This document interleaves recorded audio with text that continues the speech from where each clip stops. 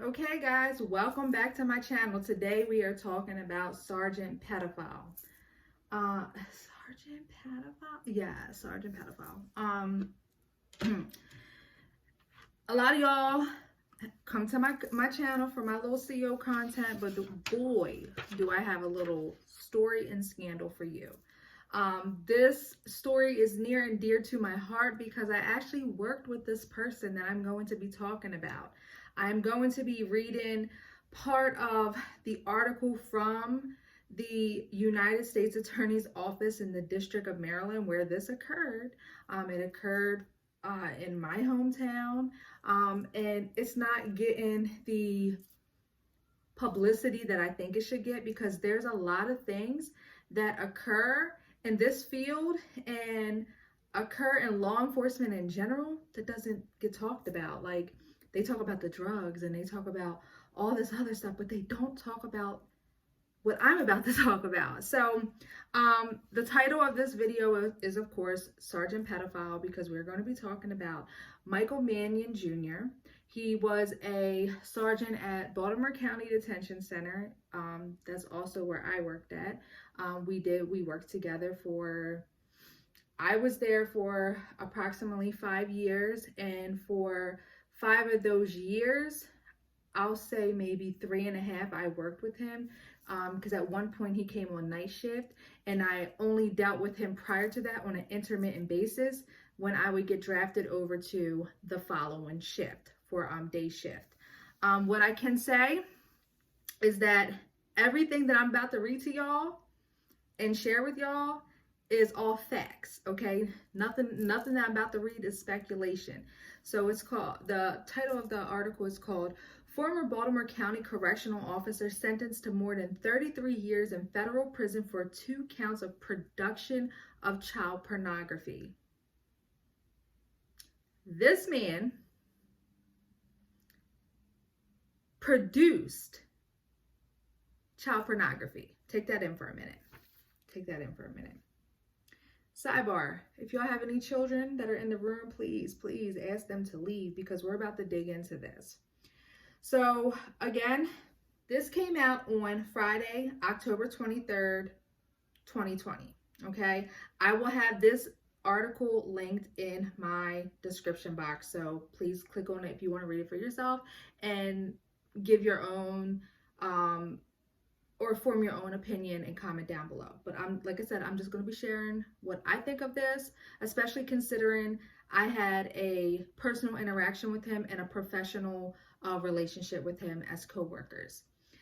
U.S. District Judge Stephanie A. Gallagher today sentenced Thomas Michael Mannion Jr., age 46, of Parkville, Maryland, to 400 months in federal prison, followed by a lifetime supervised release for 2 counts of production of child pornography. So he's got 400 years. I want to say this. I think anyone that does any crime towards a kid that involves sexual acts, proven sexual acts, deserves life in prison. That's first and foremost. Like, I don't, like, our children, and actually Jennifer C. Booth says it best. She says, when the most vulnerable of our citizens, our children, are victimized, we do everything in our power to protect them, and get predators such as this off the streets. I agree with her wholeheartedly. For you to abuse these children and victimize them the way that you did, it's sick. Okay, it is completely sick.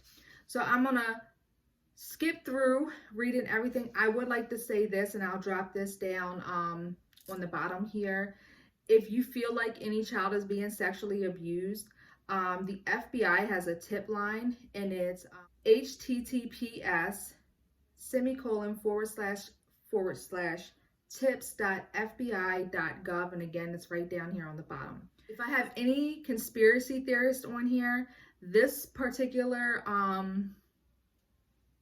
paragraph I'm going to read is going to actually validate all the speculations you've been making. So it says, Mannion preyed upon and exploited children, documenting his crimes to contribute to the horrific child exploration material industry. So this article is admitting that there is an industry. That means there are people that have position and power that are in this industry exploiting our children. Let that sink in for a minute. Security Investigations, Baltimore Field Office, Homeland Security Investigations, along with the federal and local law enforcement partners, is committed to investigating and seeking prosecution of predators in our community. And kudos to them, because let me just give you a little background information on this particular person, Thomas. He was a sergeant, okay? He was a sergeant in a correctional facility. Although he wasn't super top ranking, he still had a position of power, okay? In his community, he was a coach, meaning he had access to our children, okay? At one point in time, he left the facility during his career and he traveled to Texas. There's no telling what he did down there and how many children he had access to down there. I'm not sure exactly what city or what part of Texas he was in, but I do remember him talking about that, you know, when he was going down his list of achievements in life when we were having a conversation, that he lived in Texas and that he was ex-military or former armed forces of some sort. I do remember him saying that. I would like to add this. He was not one of my oppressors, okay? He was very professional to himself and private. And looking back at it now, this is probably why. According to his guilty plea, because he pled guilty, Mannion, who was a Baltimore County correctional officer at the time, rented the basement apartment of a townhome in Parkville, Maryland, where he lived alone. On May 6, 2019, Baltimore County police were called to the residence after a neighbor had seen Mannion in bed naked with minor victim number 1, who was also unclothed. When police arrived, they located the minor victim, who was 13 years old at the time, in the basement bedroom area. An investigation revealed that Mannion had met the victim a few months before on a social networking application.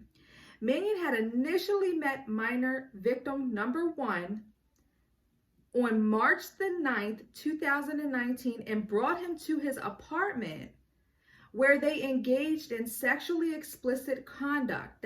Conduct means they had sex.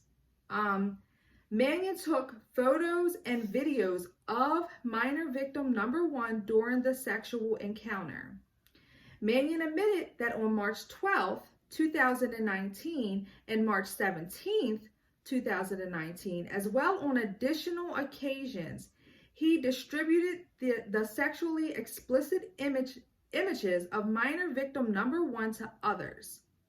So that's that industry that they're talking about that a lot of people seem to think doesn't exist, but it does. Mannion took additional sexually explicit photographs of minor victim number 1 on May 6, 2019. Okay, so that's the day he got arrested.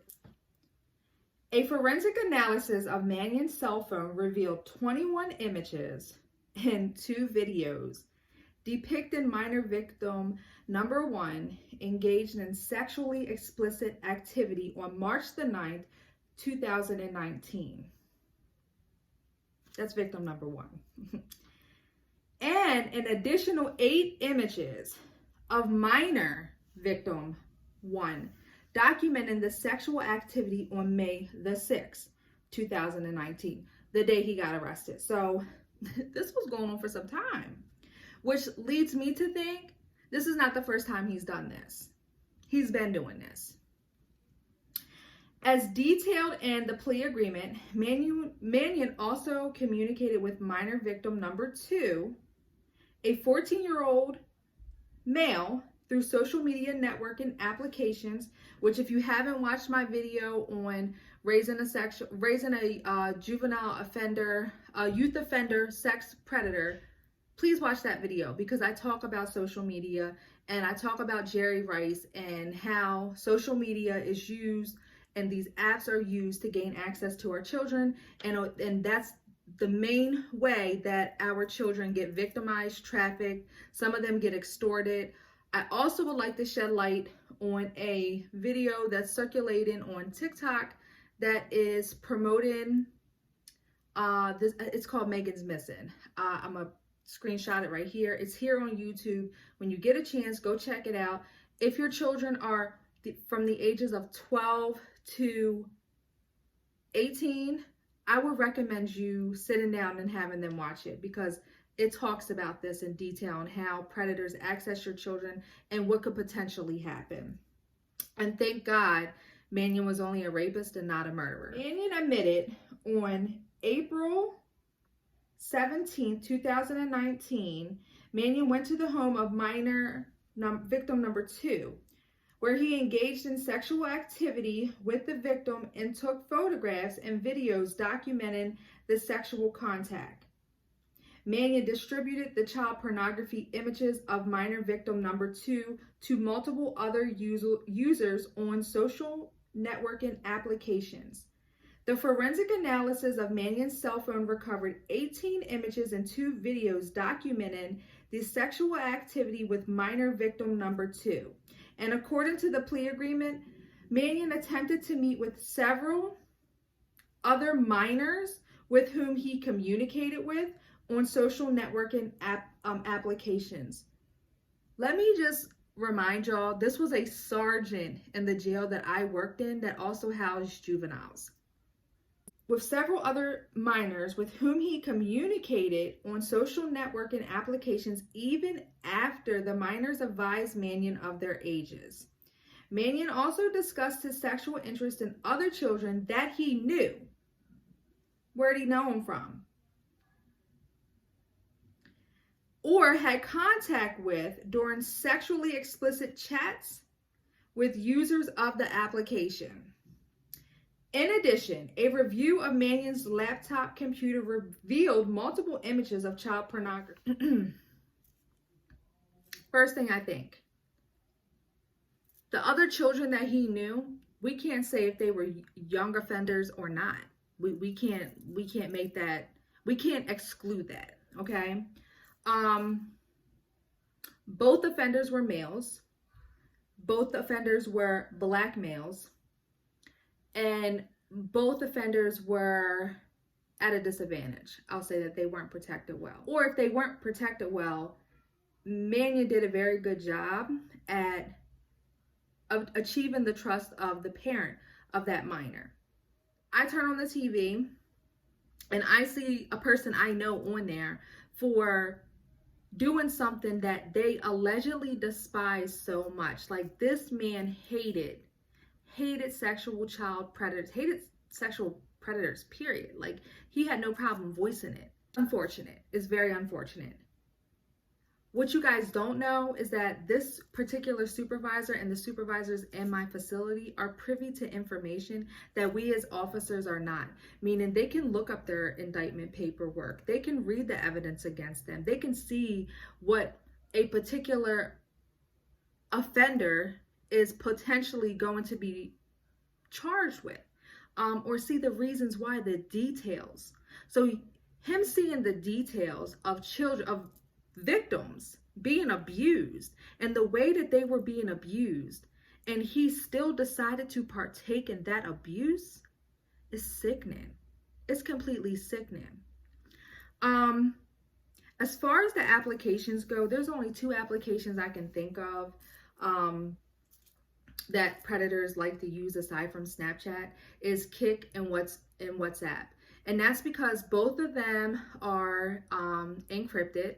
They're hard to trace back. So if you don't know the password, or if it's not on the actual device that's being used, you're not going to be able to pull up that information. So shout out to the forensic investigators that were able to retrieve the stuff that they were retrieving, because Now this person is off the streets.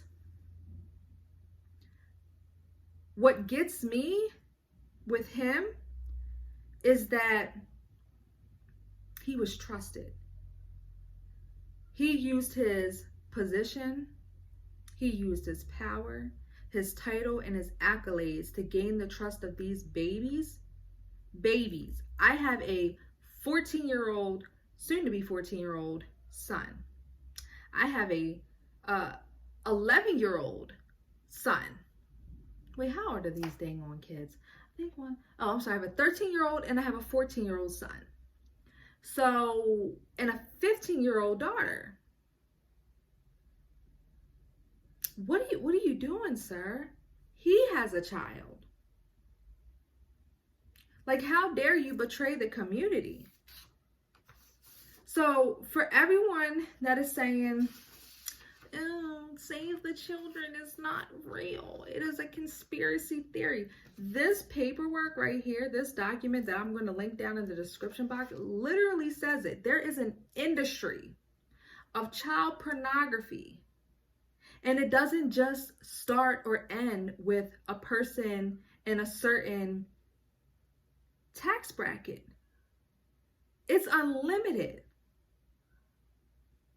My experience working with him was nothing less than professional. And that's what scares me. It scares me that you could literally be working right next to a sex child trafficker and you don't even know it. If this really comes as a surprise to the people that are still there in the facility, I'm wondering, you know. A lot of people used to joke him about his haircut because he used to keep he was like, they called him cowboy. A lot of the offenders called him cowboy because he had like this Western demeanor about himself. He smoked cigarettes. He was proud of it. He'd go out for his cigarette breaks all the time. And he had a buzz cut.